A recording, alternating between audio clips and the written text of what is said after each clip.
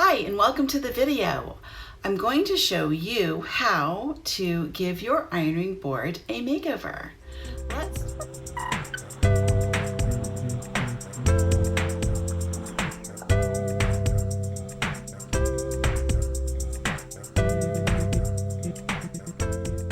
Hi, I'm Patty, and welcome to my handmade lifestyle. I go by Pattymac Makes everywhere online. On this channel, we celebrate everything handmade. So you will find all kinds of makes, bakes, and a little bit of gardening. On this channel, we like to celebrate all things analog. So if you also like to do things analog and celebrate that in this crazy digital world, I invite you to join us and subscribe to the channel today and let me know all about your ironing board.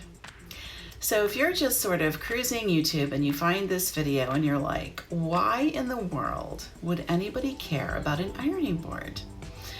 Well, if you sew, then you know you iron a lot. Ironing and pressing out, it's as important, maybe more important than the stitches that you sew on your machine.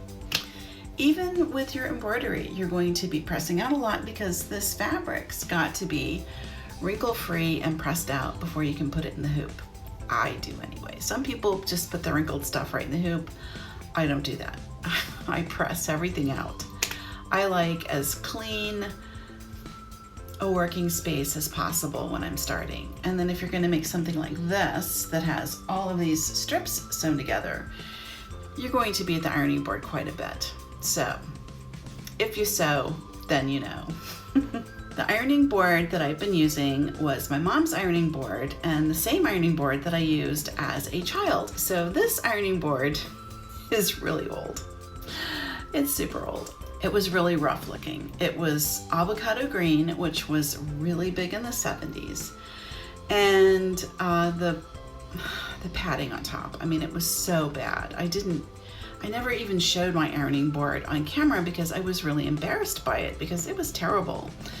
And when I did this project, I pulled everything off. I took the ironing board pad off of the ironing board and washed it. And even with a good washing, the stains didn't come all the way out.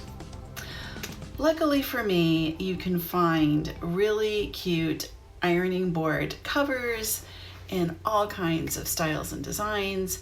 And I happened to find one day in Joann's. I was just kind of wandering around as you do, looking at all of the fun things that are available in that store, and I found this little area that was all of these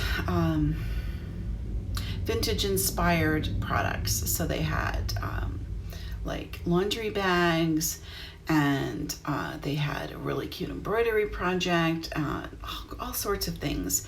One of the items was an ironing board cover, and I was like, I love that. I love the time in the 50s with all of that elegance and grace, and even though I personally cannot imagine having to be that fixed up all the time, I enjoy it. You know, I like to see the pictures of it, the patterns when women sew from those beautiful vintage patterns. I really enjoy that kind of thing. So even though I can never see myself that dolled up, I really enjoy that time period. So anyway, this ironing board pad has that kind of thing all over it, and I'm gonna just pan over so you can see it. There she is. Isn't she beautiful? And you know, when you sew, your ironing board is out all the time. I mean, it's just like a constant fixture in your room as you're sewing. For me, my room is relatively small, not as small as some spaces people have, but when I'm sewing, I'm at this table, and then right behind me, I have the ironing board set up. So it's right there, and if I'm really working through projects, I like to leave it out. I don't like to put everything away every time because I think it's harder to stay motivated and to get back onto the project. So I like to leave it out. And now that it's pretty, I'll leave it out more. So this was very easy to do. I took the old padding off. I discarded the original piece that was on there. It was just a mess. It was literally like stuck down to the surface of the metal ironing board. So it went in the trash. It was dry rotting around the edges. It was horrible. It was like, how did I have this on here for so long? So that went in the garbage.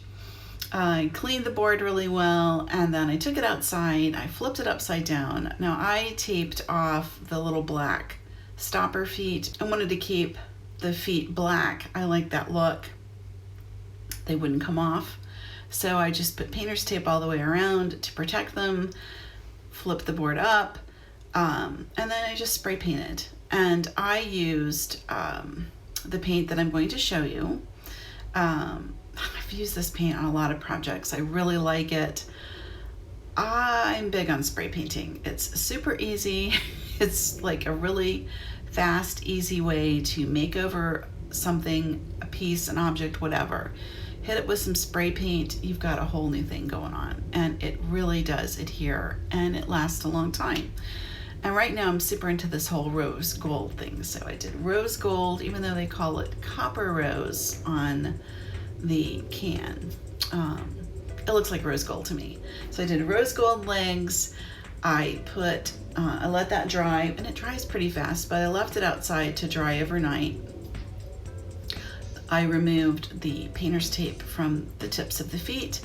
I then put the old crummy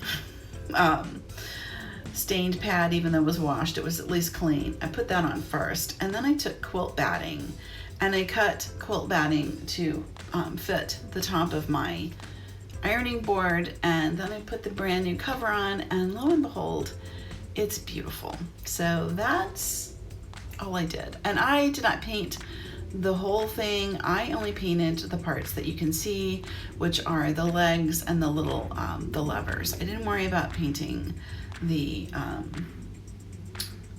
flat part of the board itself. I just left that. It was fine.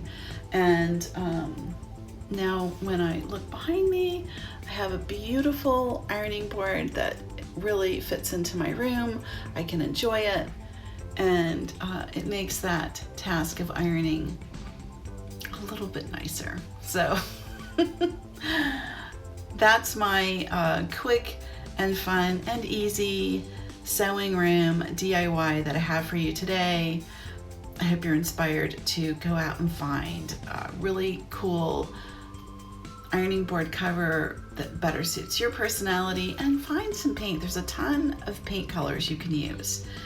I just happen to like the metallic, but you can do whatever you like. It can be anything. So go have a look, paint your legs, put on a fresh cover, and let me know what you end up doing with your ironing board.